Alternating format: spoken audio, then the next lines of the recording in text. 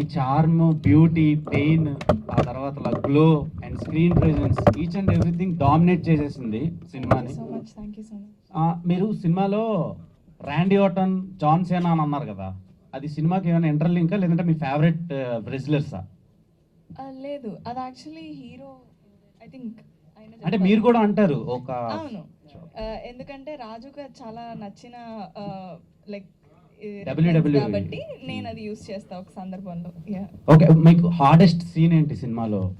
ఈ సినిమాలో అండి, సినిమానే హానెస్ట్ అండి కంప్లీట్లీ. ఒక్క సీన్ హార్డెస్ట్ చాలా కష్టమైన సీన్ ఏమనిపించింది?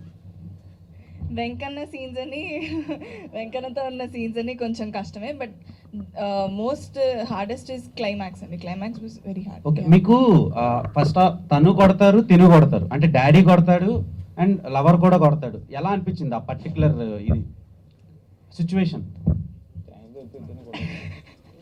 చెప్పండి సార్, చెప్పండి. బన్నీవాస్ గారు ఇప్పుడే ఒకటి అన్నారు, ఛాన్స్ దొరికితే ఇద్దరిని కొట్టాలనిపించింది, బట్ అలా అనిపించలేదు. అంటే రాంబాయిగా ఏమనిపించింది అని అడుగుతున్నారా, లేకపోతే తేజస్విగా? తేజస్విగా అంటే వాళ్ళు పెరిగిన వాతావరణం బట్టి, దాన్ని బట్టి వాళ్ళకి ఎలా ఎమోషన్స్ ఎక్స్ప్రెస్ చేయడం వచ్చో అలా ఎక్స్ప్రెస్ చేశారు. సో సినిమాకి అది ఫ్లోలో వెళ్ళిపోయింది.